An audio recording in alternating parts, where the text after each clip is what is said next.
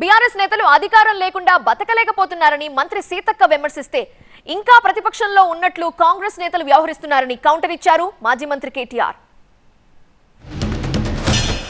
అంటే అధికారం లేకుంటే వాళ్ళు ఒక్క రోజు కూడా బతకలేకపోతున్నారు అనడానికి ఇది ఒక నిదర్శనం. కేసీఆర్ గారు ముఖ్యమంత్రిగా ఉంటే తప్ప బయటికి రాడు అనేది వాళ్ళు గత 9 సంవత్సరాలుగా గడిలలో ఉండి పరిపాలించారు. ఇప్పుడు కూడా అధికారం లేదు కాబట్టి కనీసము అసెంబ్లీకి వచ్చి వారు ఎమ్మెల్యేగా కూడా ప్రమాణం చేయలేకపోతున్నారు. బుద్ధిగా పనిచేయి, ప్రతిపక్షంగా నీకు ప్రతిపక్ష హోదా ఇచ్చారు, ప్రతిపక్షంగా పనిచేయి, నిర్మాణాత్మక ప్రతిపక్షంగా ఉండండి.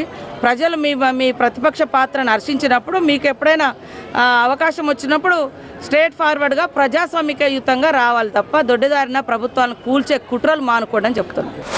మాకు వాళ్ళని చూస్తుంటే ఒకటే అనిపిస్తూ ఉంది, ఈ ప్రభుత్వంలో ఉండే పెద్దలను చూస్తుంటే ఒకటే అనిపిస్తూ ఉన్నది.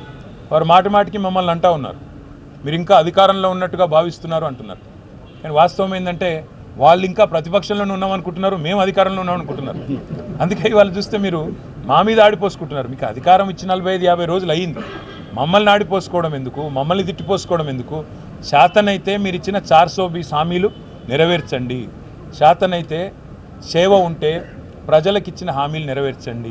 అందులో 100 రోజుల్లో అమలు చేస్తానన్న 6 గ్యారంటీలు, వీటన్నిటి విషయంలో మాత్రం మా దృష్టి ప్రజల దృష్టి మరల్చకుండా చూసుకుంటాం. ఎందుకంటే ఇవన్నీ కూడా ప్రజల దృష్టి మరల్చే ఎత్తుగడలు, కుయుక్తులు.